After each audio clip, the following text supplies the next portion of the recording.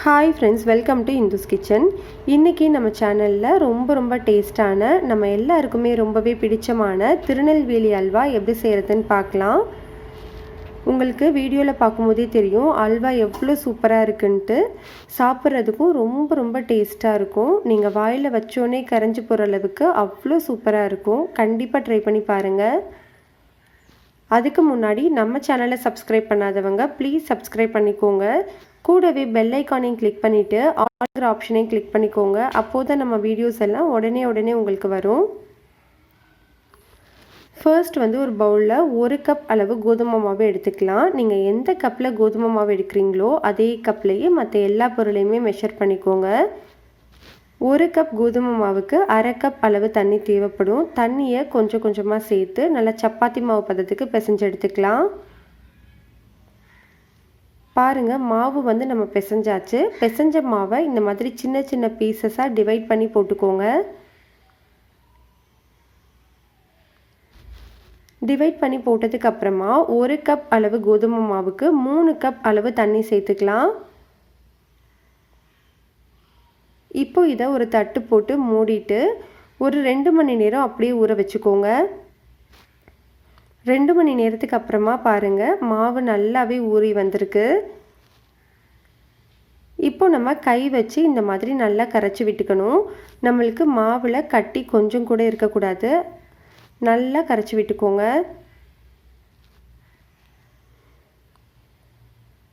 பாருங்கள், நம்ம நல்லா இப்போது கரைச்சி எடுத்தாச்சு. கொஞ்சம் கூட கட்டியே கிடையாது. இந்த அளவுக்கு நீங்களும் கரைச்சி எடுத்துக்கோங்க. இப்போ நம்ம வேறு ஒரு பாத்திரம் வச்சுக்கலாம். அதுக்கு மேலே ஒரு ஃபில்டர் வச்சுக்கோங்க. இது மேலே ஒரு மெல்லிசான காட்டன் துணியை பரப்பி விட்டுக்கோங்க. சப்போஸ் உங்கள்கிட்ட டீ ஃபில்டரே நல்ல பெரிய ஃபில்டராக இருந்துச்சு அப்படின்னா நீங்கள் அதை கூட யூஸ் பண்ணிக்கலாம். இப்போ நம்ம ரெடி பண்ணி வச்சுருந்த அந்த கோதுமை மாவை இதில் சேர்த்துக்கலாம். சேர்த்துட்டு பால் எல்லாத்தையுமே தனியாக வடிகட்டி எடுத்துக்கோங்க. வடிகட்டினதுக்கப்புறமா இந்த ஃபில்டரில் இருக்கிற திப்பியை தனியாக ஒரு பாத்திரத்தில் எடுத்து வச்சுக்கோங்க. இப்போ இந்த திப்பி மேலே 1 கப் அளவு தண்ணி சேர்த்து நல்லா மிக்ஸ் பண்ணி விட்டுக்கலாம்.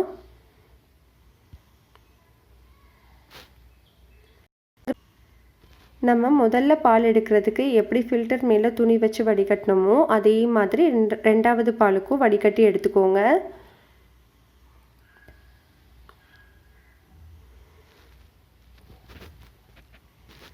இப்போ நம்ம சுத்தமாக பால் எல்லாத்தையுமே வடிகட்டியாச்சு. இது நம்மளுக்கு இனிமேல் தேவைப்படாது. நம்மளுக்கு அந்த பால் மட்டும்தான் தேவை. இப்போது இந்த பால் மேலே ஒரு மூடி போட்டு மூடிட்டு ஒரு 1 மணி நேரம் அப்படியே வச்சுக்கோங்க. 1 மணி நேரத்துக்கு அப்புறமா பாருங்கள், கோதுமை பால் எல்லாமே அடியில் தங்கியிருக்கு. தண்ணி எல்லாமே மேலே வந்துருச்சு. இப்போ நம்ம அந்த தண்ணி எல்லாத்தையுமே மேலாப்பில் வடிகட்டி எடுத்துக்கலாம்.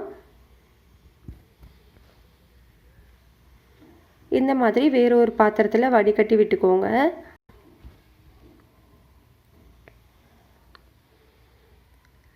இப்போ நம்ம வடிகட்டின அந்த கோதுமை பால் எடுத்து நல்லா மிக்ஸ் பண்ணி விட்டுக்கலாம். பாருங்கள், நல்லா திக்கான கோதுமை பால் நம்மளுக்கு கிடச்சிருக்கு. இதை வச்சு தான் நம்ம கோதுமை அல்வா செய்ய போகிறோம். இப்போ நம்ம இதை தனியாக வச்சுக்கலாம். அடி கனமான கடாய் எடுத்துக்கோங்க. அப்படி இல்லைன்னா நான்ஸ்டிக் கடாய் எடுத்துக்கோங்க. 1 கப் அளவு கோதுமை மாவுக்கு 1 கப் அளவு சர்க்கரை கரெக்டாக இருக்கும். இதில் இப்போ ஒரு 1/4 கப் அளவு தண்ணி சேர்த்துக்கோங்க. தண்ணி ரொம்ப சேர்க்கணும்னு அவசியம் இல்லை. ஸ்டவ்வை மீடியம் ஹீட்டில் வச்சுட்டு இந்த சர்க்கரையை நல்லா கரையிற வரைக்கும் நல்லா கலந்து விட்டுக்கோங்க. சர்க்கரை கரைஞ்சிட்ருக்கிற டைமில் நம்ம வேறு ஒரு பேன் வச்சுக்கலாம். வேறு ஒரு பேனில் ஒரு 2 டீஸ்பூன் அளவு நெய் சேர்த்துக்கோங்க. நெய் சூடானதுக்கப்புறமா 10லேருந்து 15 முந்திரியை 2 உடைச்சிட்டு சேர்த்துக்கலாம். இப்போ இது பொன்னிறமாக வர வரைக்கும் வறுத்து எடுத்துக்கோங்க. இதை தனியாக ஒரு பவுலுக்கு மாற்றி வச்சுக்கலாம். இப்போ நம்ம அதே பேனில் 1/2 கப் அளவு சர்க்கரை சேர்த்துக்கலாம். சர்க்கரை சேர்த்து ஸ்டவ்வை லோ டு மீடியம் ஹீட்டில் வச்சுட்டு இதை கேரமலைஸ் பண்ண போகிறோம். இந்த கேரமலைசேஷன் தான் நம்மளுக்கு திருநெல்வேலி அல்வாவோட அந்த கலரே கிடைக்கிறதுக்கு காரணம். இந்த மாதிரி நல்லா மிக்ஸ் பண்ணி விட்டுக்கோங்க. இந்த டைமில் நம்ம ஏற்கனவே வச்சுருந்த அந்த சர்க்கரை நல்லா கரைஞ்சி வந்துருச்சு. இந்த ஸ்டேஜில் ஸ்டவ்வை லோ ஹீட்டில் வச்சுட்டு நம்ம ரெடி பண்ணி வச்சுருந்த அந்த கோதுமை பாலை சேர்த்துக்கோங்க. கையெடுக்காமல் கலந்து விட்டுட்டே இருங்க.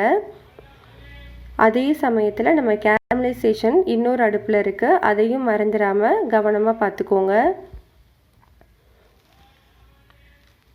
இப்போ இதை கையெடுக்காமல் கலந்துகிட்டே இருக்கும்போது நல்லா திக்காயிட்ருக்கு. இதை நம்ம வேறு ஒரு அடுப்புக்கு மாற்றிட்டு நம்மளோட கேரமலைசேஷன் ஆல்மோஸ்ட் ரெடி ஆயிடுச்சு பாருங்கள். நல்லா கேரமலைஸ் ஆகி வருது. நல்ல கோல்டன் ப்ரௌன் கலர் வர வரைக்கும் நல்லா இந்த மாதிரி கேரமலைஸ் பண்ணிடுங்க. இதுதான் வந்து கரெக்டான கன்சிஸ்டன்சி. இந்த டைமில் நம்மளுக்கு கோதுமையும் நல்லா திக்காயிடுச்சு. இதில் இப்போது இந்த கேரமலைசேஷனை சேர்த்துடலாம். சேர்த்துட்டு கையெடுக்காமல் மிக்ஸ் பண்ணி விட்டுக்கோங்க.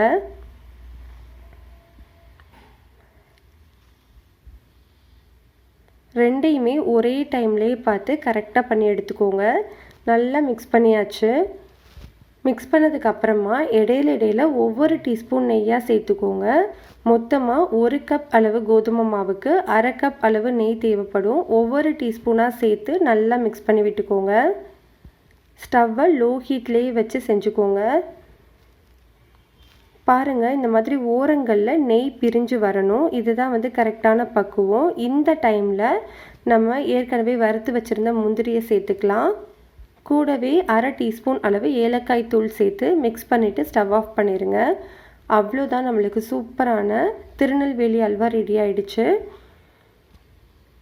கண்டிப்பாக நீங்களும் ட்ரை பண்ணி பாருங்கள். ரெசிபி உங்களுக்கு பிடிச்சிருந்ததுன்னா லைக் பண்ணுங்கள், ஷேர் பண்ணுங்கள், கமெண்ட் பண்ணுங்கள். மறக்காமல் நம்ம சேனலை சப்ஸ்கிரைப் பண்ணிக்கோங்க. கூடவே பெல் ஐக்கானையும் கிளிக் பண்ணிவிட்டு ஆளுங்கிற ஆப்ஷனையும் கிளிக் பண்ணிக்கோங்க.